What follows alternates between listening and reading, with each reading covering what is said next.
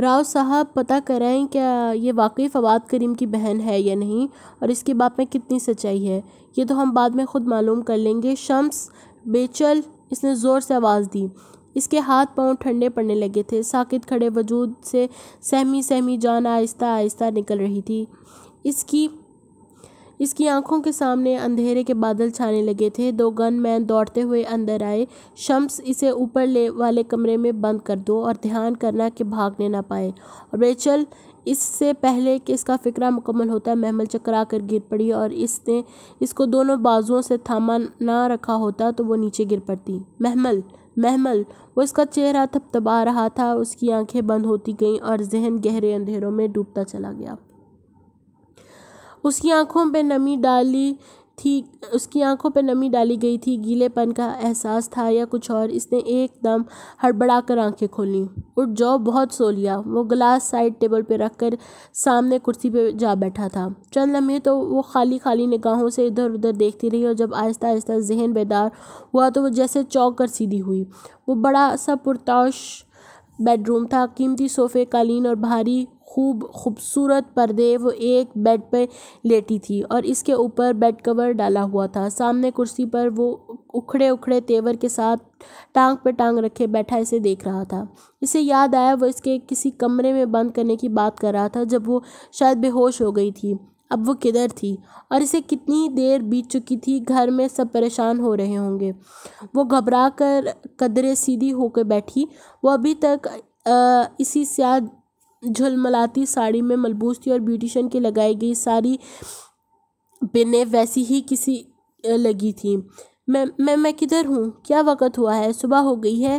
وہ پریشان سے ادھر ادھر دیکھنے لگی تو سامنے والے وال کلاک پہ نگاہ پڑی جہاں 3:30 بج رہے تھے۔ ابھی صبح نہیں ہوئی اور آپ وہیں ہیں جہاں آنے کے لیے فواد نے آپ کو ڈائمنڈ رنگ کا لالچ دیا تھا۔ مجھے فواد بھائی نے ایسا کچھ نہیں کہا تھا۔ انہوں نے کہا تھا کہ میں فائل سائن کروانے کے واپس آ جاؤں۔ میں جھوٹ نہیں بول رہی۔ میں کیسے مانوں کہ تم سچ کہہ رہی ہو؟ آغا فواد تو کہتا ہے کہ تم اس کے گھر میں پلنے والی ایک یتیم لڑکی ہو، نہ کہ اس کی بہن۔ یتیم ہوں تب ہی تو جیسے تم جیسے عیاشوں کے ہاتھ بیچ ڈالا ہے اس نے مجھے، جو میرا سگا تایا زا بھائی ہے۔ تم سب گدھوں کا بس یتیم پر ہی تو چلتا ہے۔ وہ پھٹ پڑی تھی۔ مجھے یہ آنسو اور جذباتی تقریریں متاثر نہیں کرتی۔ وہ اب اطمینان سے سگریٹ سلکا رہا تھا۔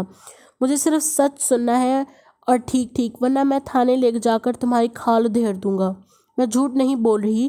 مجھے صرف یہ بتاؤ کہ اس سے پہلے وہ تمہیں کتنا شیئر دیتا رہا ہے؟ کدھر بیچا ہے اس نے تمہیں؟ اور تمہارے اس گینگ میں اور کون ہے؟ سگریٹ کا ایک کش لگا کر اس نے دھواں چھوڑا تو لمحے بھر کو دھواں کے مرغلے ان دونوں کے درمیان حائل ہو گئے۔ مجھ سے قسم لے لو، میں سچ قسم لے لوں۔ واقعی؟ ہاں لے لیں۔ 100 بندوں کے سامنے عدالت میں اٹھاؤ گی قسم؟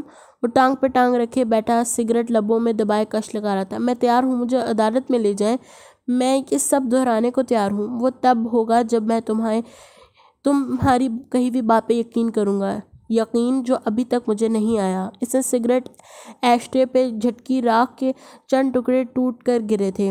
میں سچ کہہ رہی ہوں، میرا کسی گینگ سے کوئی تعلق نہیں۔ مجھے فواد بھائی نے کچھ نہیں بتایا تھا۔ تم اسے بچانے کی کوشش کر رہی ہو، میں جانتا ہوں۔ نہیں پلیز۔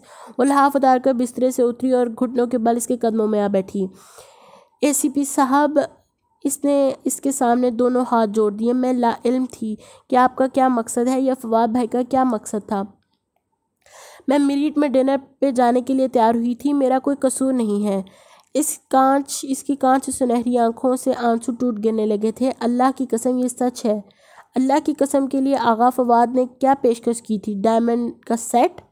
وہی شکی پولیس آفیسر، مخصوص طنزیہ انداز۔ جتنا وہ شخص وجیح تھا، اس کی زبان اس سے بڑھ کر کڑوی تھی۔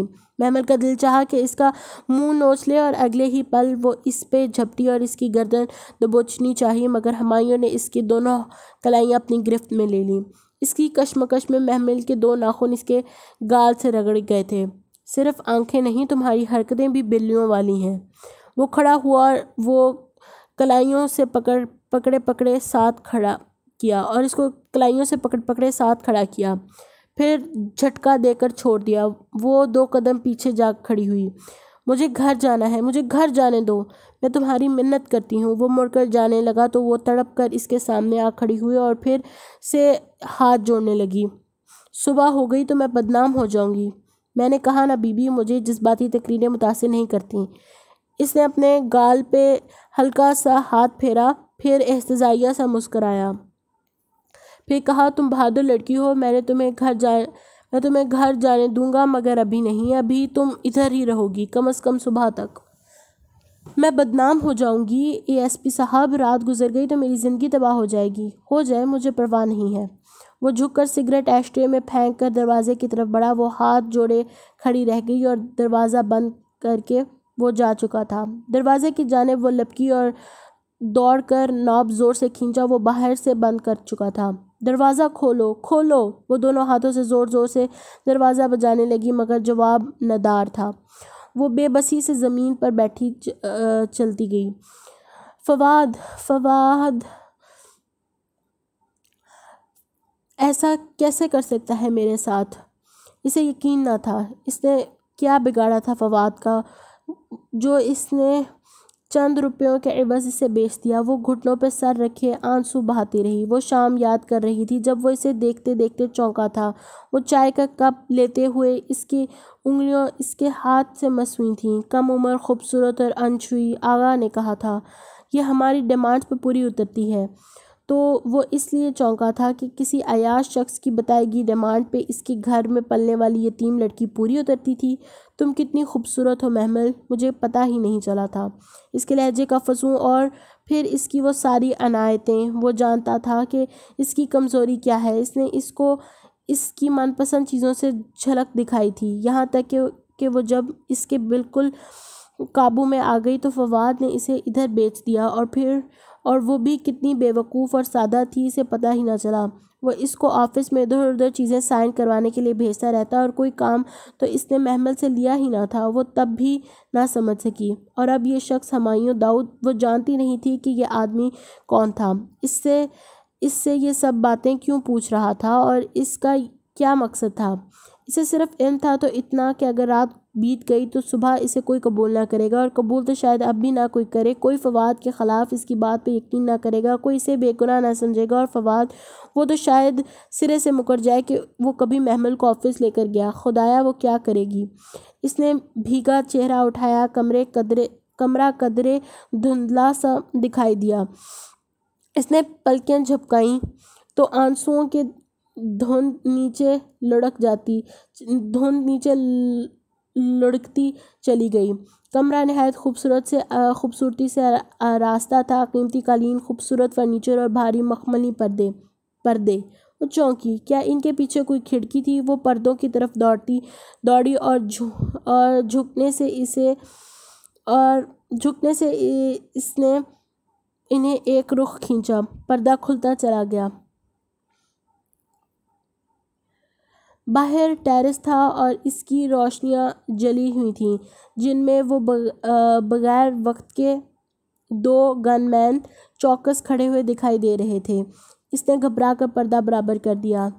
اللہ تعالیٰ پلیز! وہ رو کر دعا کرنے لگی، اور جب دعا کرتے کرتے تھک گئی تو ڈریسنگ ٹیبل کے ساتھ آ کھڑی ہوئی اور اپنا عکس دیکھنے لگی۔ رونے سے اس کا سارا کاجل بہہ گیا تھا، آنکھیں متروم اور قدرے بھیانک لگ رہی تھیں۔ جوڑا ڈھیلا ہو کر گردن تک آ گیا تھا اور گھنگریالی لٹوں کے بل سیدھے ہونے لگے تھے۔ محمل ایک مضبوط اعصاب کی لڑکی تھی، اس کے باوجود فواد کے اس بھیانک روپ کا صدمہ اتنا شدید تھا کہ شروع میں تو اس نے ہمت ہار دی اور اعصاب جواب دے گئے، لیکن اب وہ کسی حد تک سوچنے سمجھنے کے قابل ہو چکی تھی۔ فواد کے سارے بدلے تو وہ بعد میں لے گی، ابھی اسے اس اکھڑ اور سحر مرد اے ایس پی کے قید سے نکلنا تھا۔ اس نے ادھر ادھر دیکھا، کچھ خاص نظر نہ آیا تو پھر وارڈروب کھولا۔ اندر مردانہ کپڑے ٹنگے ہوئے تھے۔ اس نے کچھ ہینگرز الٹ پلٹ کیے اور سوچ کر ایک کرتا شلوار نکالا۔ براؤن کرتا اور سفید شلوار، سب سے پہلے اس نے ساڑی کے بوجھ سے نجات حاصل کی، پھر اس کرتے شلوار کو پہن کر بال سیدھے کر کے بینڈ میں باندھے اور باتھ روم میں جا کر منہ اچھی طرح دھویا۔ باہر نکلنے کے لیے کسی روزن کو تلاشتی سی نگاہوں کو باتھ روم کی کوئی کھڑکی دروازہ نظر نہ آیا تو مایوسی سے پلٹنے ہی لگی تھی کہ ایک دم چونکی۔ ایک دیوار میں شیلف تھا، اس میں شیمپو اور شیونگ کا سامان رکھا تھا۔ شیلف کا اندر سے رنگ باقی دیواروں سے زیادہ چکنا سفید تھا۔ بھلا کیوں؟ وہ قریب آئی، سارا سامان نیچے اتارا اور پھر بغور اندر دیکھتے ہاتھ پھیرا تو احساس ہوا کہ اس خانے کے پیچھے دیوار نہیں بلکہ کارڈ بورڈ کے سفید پھٹے تھے جو میخوں سے جڑے تھے۔ میخیں کچی اور تازہ لگ رہی تھیں۔ آگے کا کام بہت آسان تھا۔ اس نے سارے نل کھول دیے تاکہ باہر آواز نہ جائے اور تھوڑی محنت کے بعد پھٹے کھینچ کر اتار لیے۔ وہ جلدی میں لگائے گئے تھے اور اسے زیادہ زور نہ لگانا پڑا تھا۔ اس کے پیچھے کھڑکی تھی، اچھی خاصی چوڑی کھڑکی۔ وہ اس میں سے بآسانی گزر سکتی تھی۔ بے حد مطمئن سی ہو کر محمل نے کھڑکی کھولی اور جب باہر جھانکا تو ایک لمحے کو سر چکرا گیا۔ کھڑکی سے 2 فٹ کے فاصلے پر دیوار تھی۔ گھر کی چاروں دیواری کی کھڑکی اور 4 دیواری کے درمیان صرف خلا تھی اور نیچے، بہت نیچے، پکا فرش۔ وہ اس گھر کی غالباً 3ری منزل پہ موجود تھی، شاید اسی لیے انہوں نے کچے پکے پھٹے لگا دیے تھے۔ انہیں اندازہ ہوگا کہ وہ یہاں سے نکل نہیں سکے گی۔ اس کا دل ڈوب کر ابھرا۔ یہ آخری راستہ بھی بند ہوتا نظر آ رہا تھا۔ وہ مایوسی سے نل بند کر کے کھڑکی بند کرنے ہی لگی تھی کہ سناٹے میں ہلکی سی آواز سنائی دی۔ آپ صحن میں کیا کر رہی ہیں؟ بس یوں ہی تجوید پڑھ کر پریکٹس کر رہی ہوں۔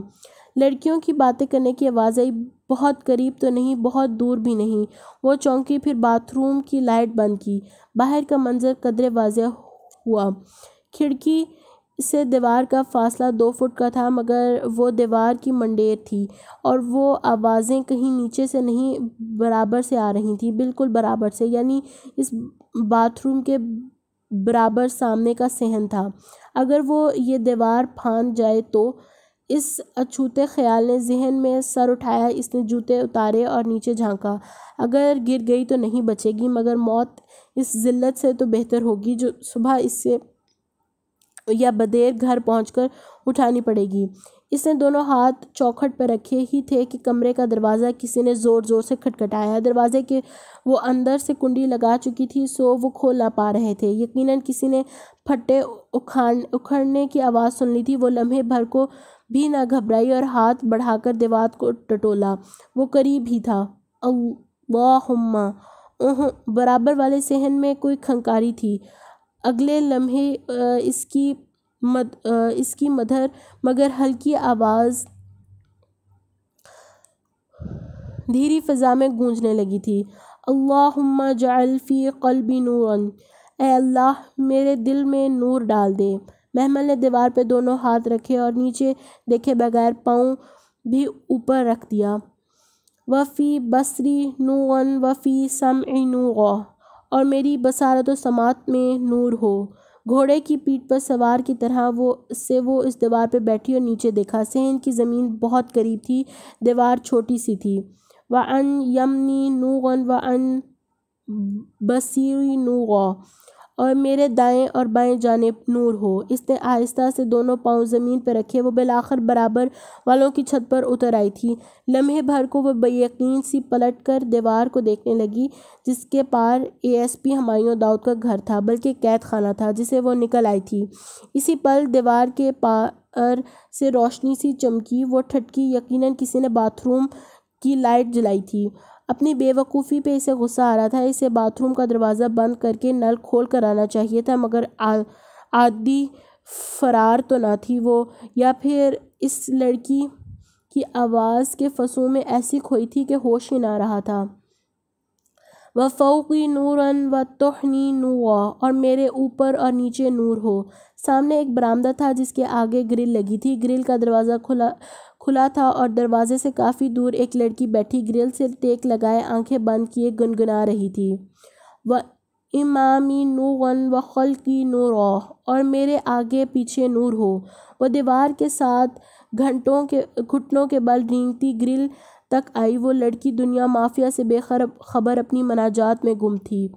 وَجَعَلْ لِي نُورًا، اور میرے لیے نور بنا دے۔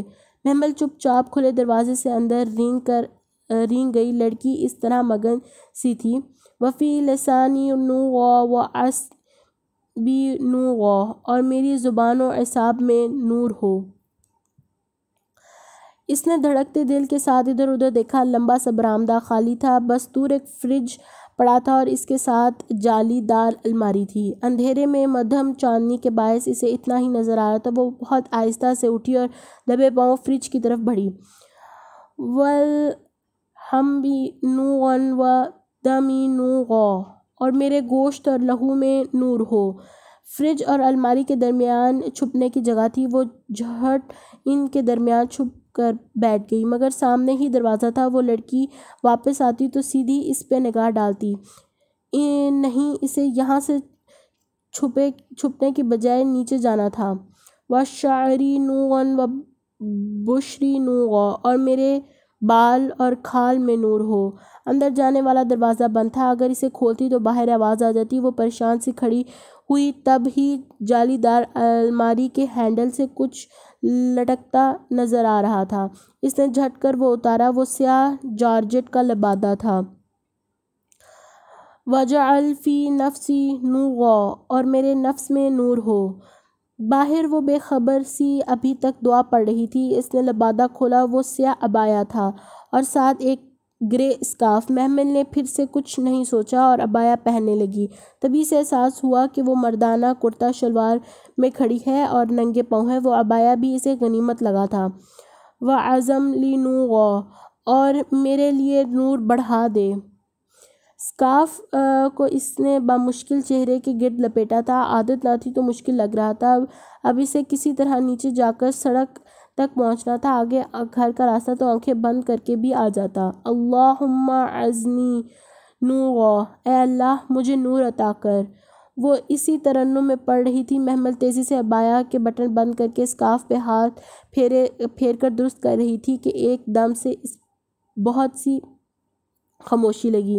باہر صحن بہت چپ سا ہو گیا تھا۔ شاید اس لڑکی نے دعا ختم کری تھی۔ اس نے قدرے گھبراہٹ قدرے جلد بازی میں تیزی سے دروازہ کھولنا چاہا۔ اس پل اس لڑکی نے چھپ پیچھے گرل کے چوکھٹ پہ قدم رکھا۔ السلام علیکم، کون؟ چوکنی سی آواز اس کے عقب میں ابھری تو اس کے بڑھتے ہوئے قدم رکے۔ دروازے پہ ہاتھ رکھے وہ گہری سانس لے کر پلٹی۔ وہ شلوار قمیض میں ملبوس، سر پہ دوپٹہ لیتے ہاتھ میں کتاب پکڑے الجھی نگاہوں سے اسے دیکھ رہی تھی۔ محمل کا دل زور سے دھڑکا۔ وہ رنگے ہاتھوں پکڑی گئی تھی۔ جانے اب کیا ہوگا؟ میں آپ کی آواز سن کر آئی تھی، آپ بہت اچھی تلاوت کرتی ہیں۔ تلاوت نہیں، وہ دعائے نور تھی۔ میری آواز نیچے تک آ رہی تھی کیا؟ لڑکی کا اندازہ سادہ مگر محتاط تھا۔ محمل کا دماغ تیزی سے چل رہا تھا، اس طرح اس لڑکی کو باتوں میں الجھا کر وہاں سے نکلنا ہے۔ ایک دفعہ وہ سڑک تک پہنچ جائے تو آگے گھر کا راستہ آسان تھا۔ خوبصورت آواز ہر جگہ پہنچ جاتی ہے۔ میں تلاوت سمجھ کر آئی تھی، معلوم نہ تھا کہ آپ دعا مانگ رہی ہیں۔ آپ نے اپنا نام نہیں بتایا، کیا نام ہے آپ کا؟ شائستگی سے کہتی وہ لڑکی 2 قدم آگے بڑھی تو گرل سے چھن کر آتی چاندنی میں اس کا چہرہ واضح ہوا۔ چکنی سفید رنگت، بے حد گلابی ہونٹ اور بادامی آنکھیں جن کی رنگت سنہرے پکھراج کی سی تھی، گولڈن کرسٹل۔ یہ الفاظ محمل کے ذہن میں آیا تھا اور اسے دیکھتے ہی وہ لمحے بھر کو چونکی تھی۔ بہت شدت سے محمل کو احساس ہوا تھا کہ اس نے اس لڑکی کو پہلے کہیں دیکھ رکھا ہے، کہیں بہت قریب، ابھی کچھ پہلے وقت میں۔ اس کے نقش نہیں، یہ وہ بھوری سنہری آنکھیں تھیں جو شناسا تھیں۔ میں محمل ہوں، جانے کیسے لبوں سے پھسل رہا۔ مجھے دراصل راستے نہیں معلوم تو بھٹک گئی ہوں۔ اوہ، آپ ہاسٹل میں نئی آئی ہوں گی، نیو کمر ہیں؟ اور اسے امید کا ایک سرا نظر آیا۔ وہ شاید کوئی گرلز ہاسٹل تھا۔ جی میں شام میں ہی آئی ہوں، نیو کمر ہوں۔ اوپر تو آ گئی ہوں مگر نیچے جانے کا راستہ نہیں مل رہا۔ نیچے آپ کے رومز 3rd فلور پہ ہی ہے نا؟ پھر نیچے اوہ آپ تہجد پڑھنے کے لیے اٹھی ہوں گی یقیناً۔ وہ خود سے ہی کہہ کر مطمئن ہو گئی، میں بھی تہجد کے لیے نیچے پریئر ہال میں جا رہی ہوں، آپ میرے ساتھ آ جائیں۔ اس لڑکی نے آگے بڑھ کر دروازہ کھولا، پھر گردن موڑ کر اسے دیکھا۔ میں فرشتے ہوں، آ جائیں۔ وہ دروازہ دھکیل کر آگے بڑھ گئی تو محمل بھی متذبذب سی پیچھے ہو لی۔ سامنے سنگ مرمر کی طویل راہداری تھی، دائیں طرف اونچی کھڑکیاں تھیں جن سے چھن کر آتی چاندنی سے راہداری کا سفید مرمری فرش چمک اٹھا تھا۔ فرشتے راہداری میں آگے تیز تیز چلتی جا رہی تھی، وہ ننگے پاؤں اس کے تعاقب میں چلنے لگی۔ مردانہ کھلے پاجامے اس کے پاؤں میں آ رہے تھے مگر اوپر عبایا نے ڈھانپ رکھا تھا۔ راہداری کے اختتام پر سیڑھیاں تھیں، سفید چمکتے سنگ مرمر کی سیڑھیاں جو گولائی میں نیچے جاتی تھیں۔ اس کے ننگے پاؤں زینے پر رکھے، رات کے اس پہر زینوں کا سنگ مرمر بے حد سرد تھا، یخ ٹھنڈا۔ وہ محسوس کیے بغیر تیز تیز سیڑھیاں اترنے لگی۔ 3 منزلوں کے زینے ختم ہوئے تو وہ سامنے ایک کشادہ برآمدہ تھا۔ برآمدے کے آگے بڑے بڑے سفید ستون تھے اور سامنے لان نظر آتا تھا۔ ہلکی چاندنی میں برآمدہ نیم تاریک سا لگ رہا تھا۔ ایک کونے میں چوڑی بے حد چوڑی سیڑھیاں نیچے دکھائی دیتی تھیں۔ فرشتے ان سیڑھیوں کی طرف بڑھی تو لمحے بھر کو اس کو خوف آیا۔ وہ بے حد چوڑی سیڑھیاں تھیں، خاصی نیچے تک جا رہی تھیں۔ مدھم چاندنی میں چند زینے ہی دکھائی دیتے تھے، آگے سب تاریکی میں گم ہو جاتا تھا، جانے کیا تھا نیچے۔ فرشتے کے پیچھے وہ سہج سہج کر نیم تاریک زینے اترنے لگی۔ بہت نیچے جا کر فرش قدموں تلے آیا تو محسوس ہوا کہ نیچے نرم سا قالین تھا جس میں اس کے پاؤں دھنس گئے تھے۔ وہ ایک بے حد طویل عریض کمرے میں کھڑی تھی۔ وہ کدھر شروع تھا کدھر ختم کچھ نہ پتہ تھا۔ وہ ادھر ادھر گردن گھماتی اندھیرے میں آنکھیں پھاڑ پھاڑ کر دیکھنے لگی اور کوشش کرنے لگی۔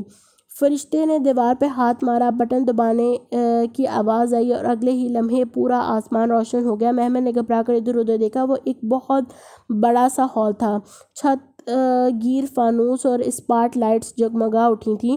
ہال 6 اونچے ستونوں پہ کھڑا تھا، بے حد سفید ستون، سفید دیوار روشنیوں سے جگمگاتی اور اونچی چھت اور دیواروں میں اونچے گلاس ونڈز۔